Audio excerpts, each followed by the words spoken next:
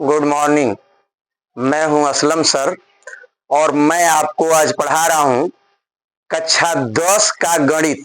लेकिन ये जो गणित है ये पॉलिटेक्निक में, बीटेक में और कंपटीशन में आता है। ये सवाल रेलगाड़ी वाला सवाल है, लेकिन इस तरह का सवाल कंपटीशन में आता है। आपकी किताब में ये सवाल है, लेकिन वो दूसरे तरह से लिखा हुआ है। इसको थोड़ा सा मैंने पॉलिटेक्निक के टाइप का लिया है सवाल। इसको देखिए, मैं पढ़ दे रहा हूं सवाल को कि एक रेलगाड़ी 1200 किलोमीटर की दूरी अपने सामान्य चाल से तय करती है। वापस उसी दूरी को तय करने में, यानी वापस आने से पहले रेलगाड़ी के इंजन में खराबी आ जाने के कारण उसकी चाल 10 किलोमीटर प्रति घंटा कम हो जाता है।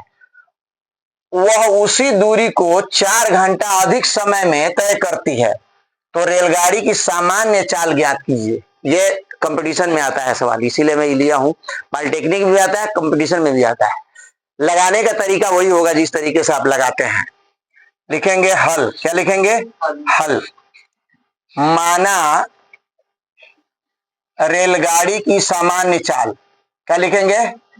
रेलगाड़ी की सामान्य चाल।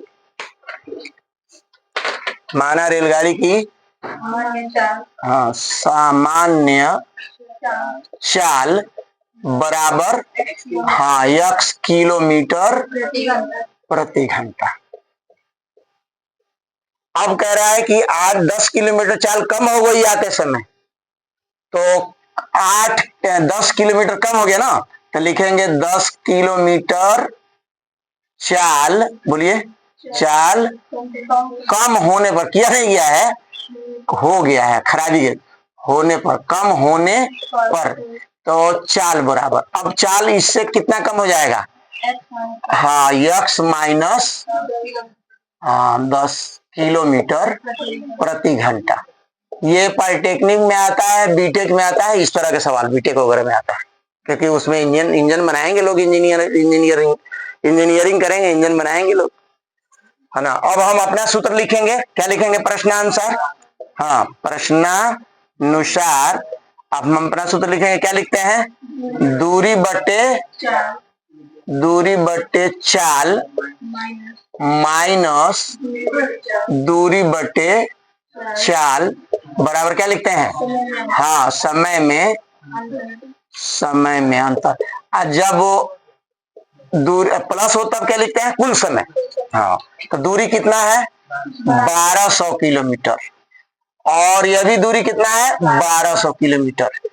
तो चाल कौन रखेंगे? कम वाला। याद रखिए सर, आप अधिक वाला चाल ले लिए हैं पहले, इसलिए पहले बता दे रहा हूं आपको।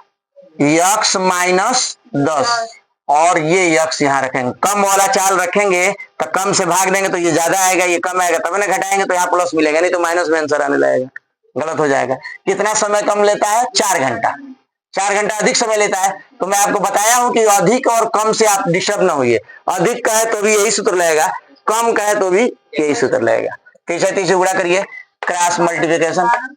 हाँ, 1200 बोलिए x माइनस 1200 प्लस 12,000 नीचे गुणा करिए बोल के, x square minus 10x minus 10x। अब बराबर 4 उतार लीजिए। अब देखिए 1200x घट गया, क्या बचा?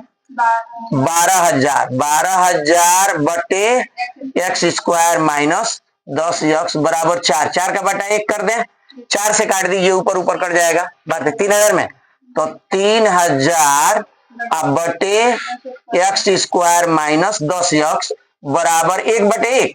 तीसरे गुणा करिए, पहले इसका गुणा करिए, कितना हो जाएगा? यहाँ लगा देना, देखिए x स्क्वायर बोलिए माइनस 10x बराबर 3000 होगा ना। अब 3000 को इधर लाइए, x square minus 10x minus 3000 बराबर 0। डायरेक्ट लगाते हैं ना, लगाइए डायरेक्ट।